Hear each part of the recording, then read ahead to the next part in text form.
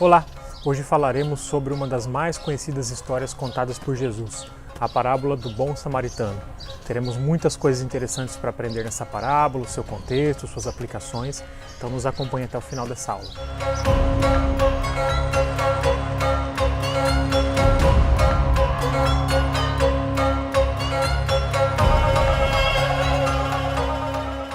A parábola do bom samaritano.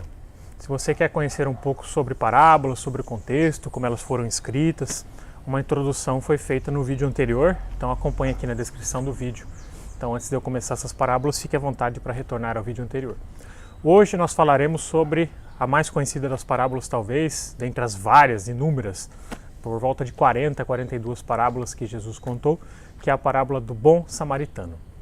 Primeiro, o nosso texto ele se localiza no Evangelho de Lucas, a partir do versículo 25 até o 37. Mas na verdade do 25 até o 29 é a introdução da parábola, tá? Eu não vou ler a introdução da parábola, mas eu só vou explicar por que essa parábola foi contada. Um mestre da lei, alguém letrado aí nos conhecimentos judaicos, ele chegou até Jesus e perguntou: mestre, o que eu faço para herdar a vida eterna? Como forma até de provocar algumas respostas de Jesus, de alguma forma muitos tentavam acusá-lo, então havia uma cilada talvez preparada ali. Claro que o texto não dá muitos detalhes, mas o fato é que Jesus volta a ele com uma pergunta. Ele perguntou: o que eu faço para herdar a vida eterna? E ele pergunta justamente para Jesus, aqui no versículo 26, o que está escrito na lei? Respondeu Jesus, como você a lê. Algo interessante é como quem diz, você tem as respostas já, Você não precisa, digamos assim, eu não estou ensinando algo extremamente novo, Jesus veio dar uma interpretação nova para a lei, ele veio trazer um sentido, ele veio complementar aquilo que a lei trazia, que não era muito bem entendida provavelmente pelos seus primeiros interlocutores. Então a resposta desse mestre da lei, ela é interessante. Olha só o que ele respondeu aqui no versículo 27. Lembrando que eu estou lendo o capítulo de Lucas 10. Ame o Senhor, o seu Deus, de todo o seu coração, de toda a sua alma e todas as suas forças, de todo o seu entendimento. Esse é um texto baseado aí no Deuteronômio. Então o mestre da lei já respondeu embasado ali. E ele responde outro trecho também, baseado aqui no livro de Levítico, que é: ame o seu próximo como a ti mesmo. E aí a resposta de Jesus, você respondeu corretamente. Aqui no versículo 29, 28. Você respondeu corretamente, faça isso e viverá. Mas ele, querendo justificar-se, perguntou a Jesus: e quem é o meu próximo? E aí que entra essa parábola do bom samaritano, porque ela tem muitos ensinamentos a respeito de quem é o nosso próximo. Ou seja, o mestre da lei veio tentando conversar com Jesus, veio tentando questioná-lo acerca do amor, acerca daquilo que ele precisa para herdar a vida eterna. E Jesus ele dá uma resposta muito interessante. Primeiro ele busca dentro da lei, saber qual era o conhecimento dele. E é óbvio, ele era o mestre da lei, ele tinha o conhecimento da lei. Só que agora Jesus ele vai muito mais a fundo, como ele sempre vai nas suas parábolas, falando quem de fato é o meu próximo. Então primeiro eu vou ler a parábola, depois eu vou trecho a trecho explicando um pouco do contexto das parábolas. Antes de explicar um pouquinho, talvez valha um pouco a pena entender, essa parábola fala do bom samaritano. E talvez a palavra samaritano para nós hoje em dia, ela não tem o peso que tinha no passado. Porque quando eu falo samaritano, para você que está ouvindo esse vídeo aí, o que significa? Você lembra Hospital Bom Samaritano, você lembra de uma pessoa boa, uma pessoa decente. Mas, na verdade, essa parábola ela tem um contexto totalmente oposto. Ela mostra como até pessoas que eram consideradas indecentes ou pessoas moralmente incorretas pela sociedade são capazes de fazer coisas boas. Os samaritanos, lembrando um pouquinho das histórias ali do Antigo Testamento, ele era um povo que durante o tempo onde o Israel foi levado cativo, era um povo que ficou ali na região da Samaria, e é um povo que se misturou, tanto etnicamente quanto religiosamente, então é um povo que perdeu muito das suas tradições originais. E Jesus, ele alcança também os samaritanos, através dessas parábolas, através da conversa com a mulher samaritana, que também é um texto muito fantástico, aqui do Novo Testamento. Então os samaritanos era aquele povo mestiço, não no sentido simplesmente no sentido racial, até porque Não existia uma raça específica para ser judeu, você tinha que aceitar ali os seus costumes. Mas era um povo que acabou se misturando em todos os sentidos, então eles não eram bem vistos pelos judeus. Tanto que a região da Samaria fica ali mais ou menos na região central. Alguns judeus, para ir do sul para o norte ou do norte para o sul, eles davam a volta justamente para não passar ali na região da Samaria. Então imagina os samaritanos como pessoas extremamente ingratas, né, extremamente não gratas dentro ali da sociedade do Israel antigo. Então, aí sim, com base nesse contexto, é que a parábola toma um peso um pouco maior quando fala quem realmente foi o bom da história aqui, né, quem foi o próximo. A parábola especificamente começa aqui na segunda metade do versículo 30. Né? Em resposta disse Jesus: um homem descia de Jerusalém para Jericó, quando caiu nas mãos de assaltantes. Esses lhe tiraram as roupas, espancaram-no e se foram, deixando-o quase morto. Aconteceu estar descendo pela mesma estrada um sacerdote. Quando viu o homem, passou pelo outro lado. E assim também um levita. Quando chegou ao lugar e o viu, passou pelo outro lado. Mas um samaritano, estando de viagem, chegou onde se encontrava o homem e, quando o viu, teve piedade dele. Aproximou-se, enfaixou-lhe as feridas, derramando nelas vinho e óleo. Depois colocou-o sobre seu próprio animal, levou-o para uma hospedaria e cuidou dele. No dia seguinte, deu 2 denários ao hospedeiro e lhe disse: cuide dele.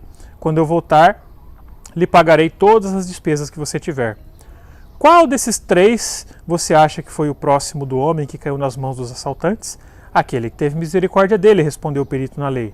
Jesus lhe disse: vá e faça o mesmo. Então olha só que interessante, essa história é fantástica. Primeiro porque ela começa, né, contando aí algo que aconteceu com um homem. Não tem muitos detalhes sobre quem era esse homem, se era importante ou não, mas era um homem simplesmente que descia de Jerusalém para Jericó, que era um trecho ali razoavelmente longo, quando caiu nas mãos de assaltantes. Ou seja, ele caiu nas mãos de assaltantes, eles os espancaram, deixaram ele ali. Bom, essa é uma história que poderia ser recontada hoje com vários outros cenários, né, vários outros personagens. Porque acontece muito, uma pessoa é assaltada, uma pessoa sofre uma violência de qualquer forma e é largada, é deixada ali no meio. E o que chama atenção é a reação de algumas pessoas onde se esperava algo bom, em contraste com uma pessoa onde se esperaria algo não bom ou algo ruim. Por exemplo, o texto nos comenta de algumas pessoas que passaram por eles e tem algumas representações importantes aqui por trás. Olha só. Aconteceu de estar descendo pela mesma estrada um sacerdote. Tá? Lembrando que o sacerdote era praticamente um representante de Deus aqui na terra. Era aquele responsável por levar os pedidos do povo até Deus, era aquele responsável pelas ofertas, pelos sacrifícios. Então esperava-se que um sacerdote, alguém tão próximo de Deus assim, faria algo bom. Mas na verdade o que acontece aqui com o sacerdote? Olha só, ele simplesmente passou pelo outro lado.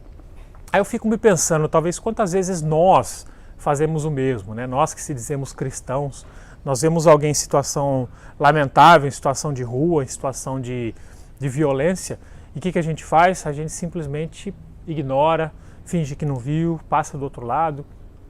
Então o quanto isso deve chocar, né? E não é diferente daquilo que acontecia no passado. Alguém de quem se esperava algo bom é alguém de quem se obteve a completa ignorância do assunto, ou completa... Ele praticamente esnobou, falou, não é comigo isso aqui, e passou de lado. Então, muito interessante essa reação aqui, né, do sacerdote.